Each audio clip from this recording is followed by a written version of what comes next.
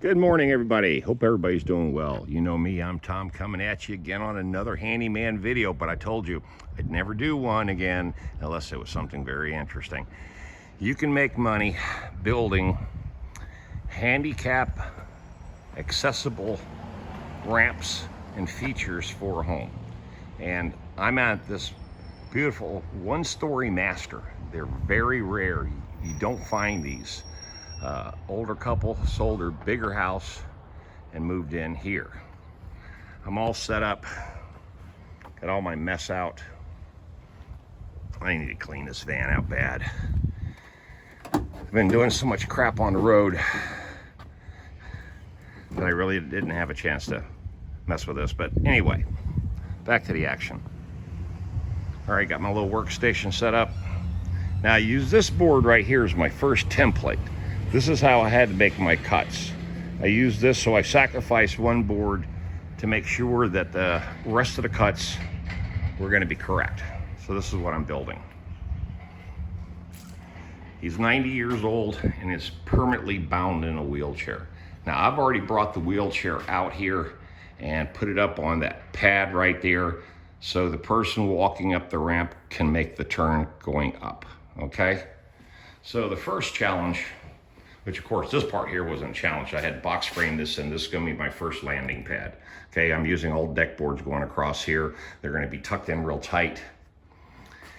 And this is a 2x10.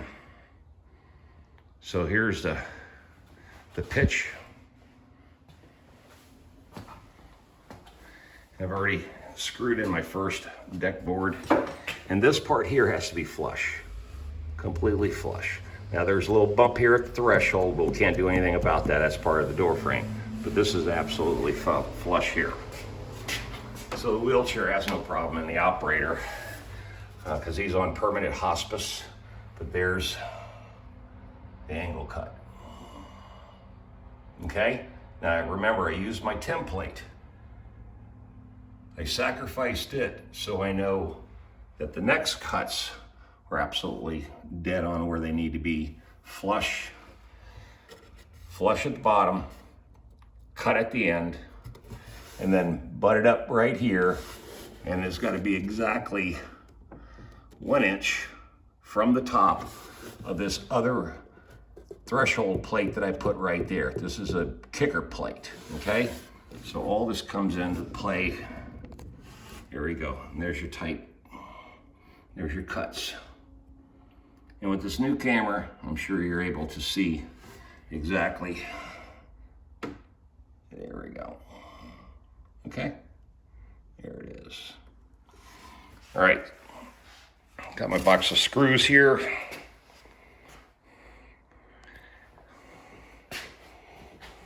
So that leads to the landing pad, and that is the exit ramp here. Now, another challenge that I've got to deal with is that when they get out of the car, this house with this garage slab, they put a lip on it for when the garage door closes right here. But there is a lip, 1 3/4 inch lip here, where they're having a lot of problems coming up over this lip. So as she gets ready to enter the ramp area, okay? So what I'm gonna do, I could put concrete right here, skim coat a little beveled edge, but what ends up happening is when you don't put enough concrete in a certain area, you only got 2 to 3 inches, that over time will break. It just won't bond. I mean, it'll hold up, but then it'll break away. So what I'm gonna do is I'm gonna grind this edge off to make it smooth so they can just, and it's not gonna be wide. It's only gonna be a little area right here, about in here, maybe over here, get it away from this door frame, and then I'm gonna paint a yellow stripe across it so they know this is where to enter, and then you go up to the ramp, okay? So, got all my mess out here, cut saws, and it's a beautiful day. Hey guys, how's everybody doing? Mother Nature is going to be very uncooperative this week. I'm supposed to be at the hospital doing the parking deck Saturday night. I can get that handled, but then I was supposed to dig out those washout drains on Monday morning, and we got a huge rain system coming in Sunday night and into Monday. So I'm going to have to cancel and postpone that.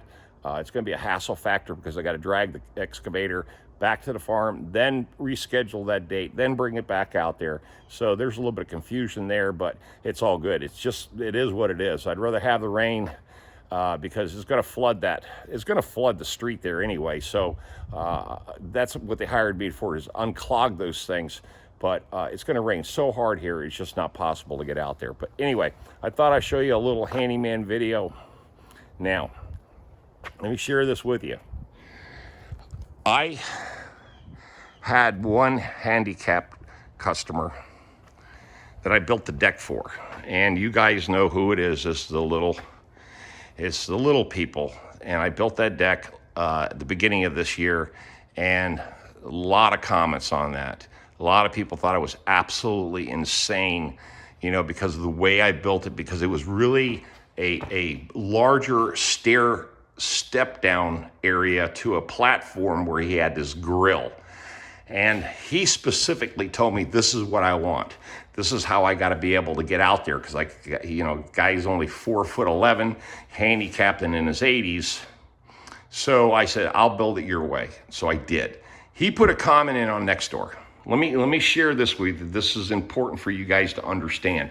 It's not so much, and I know some people are bitching about codes, okay? When you build extremities like this that are pre-existing structures, that's a set of stairs, okay? That's pre-existing. This is indoors. This is not outside to the public eye, okay? So this does not need a permit, okay? Does not need it. Now, the other job did, okay? But it was a design problem. I submitted 8 different designs, and 7 of them got disapproved for what we were trying to build out there. So once we got that last design approved, that's what I built, okay? And they're happy, and they put my name on Nextdoor. And guess what?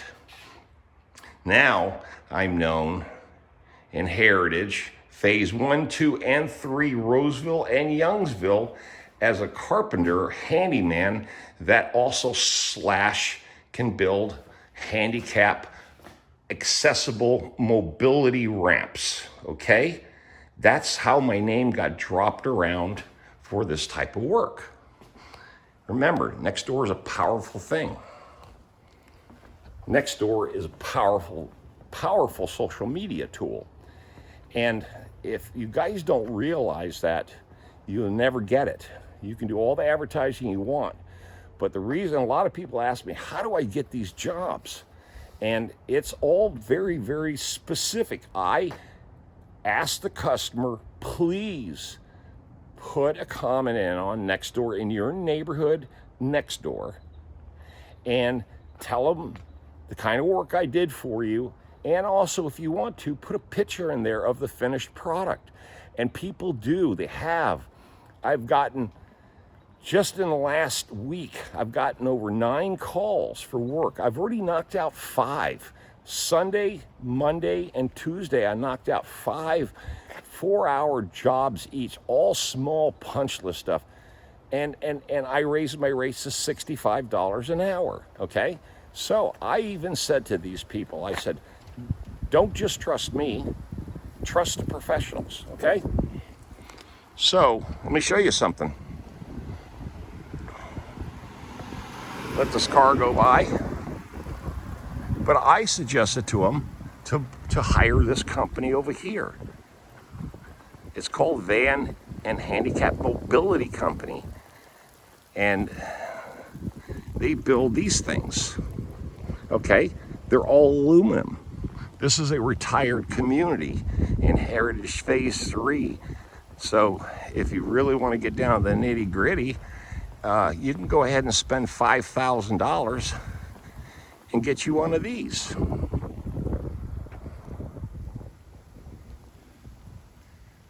See? That's $5,000. And to me, I think it looks like crap. But that's just the deal. I gave them the option. And they said, no, we don't want that hideous thing outside. So I told them, I said, well, forget about going through the front door. Go through your garage. And then everything's inside and nobody knows that you're handicapped, because they want to keep their privacy. They don't want everybody to know that there's a potential wheel-bound homeowner inside the house at all times. They just want to keep their privacy to their personal stuff to themselves. So they called me back up, and I told them, I said, $65 an hour, and it's going to take me 2 days, 16 to 18 hours to build it. Plus I got to put all the handrails up. Now you remember, this is going to be a lot of work, a lot more carpentry work involved. I got to also extend those handrails, but see what's happening here is those handrails, as they pitch down, they get smaller. You see? So what I've got to do is I've got to build it up to code and then bring it up and attach it to the top up here. You see? So I've got to create another little scenario right in here where it then comes down and it's the right height and comes down through here, okay? So there's a lot of challenging little angles and cuts, because more than likely I'm gonna have to alter that, okay? Because that's now not going down the stairs. So I might have to raise this whole thing up and detach it and rebuild this corner here so it all looks professional, okay? But I'm going off the existing staircase. So I'll figure all that out. So there's a lot of carpentry work that is involved in this. Okay, guys, let me get out of here. I thought I'd just show you this, okay? Y'all have a blessed day. You know what to do. Make those comments.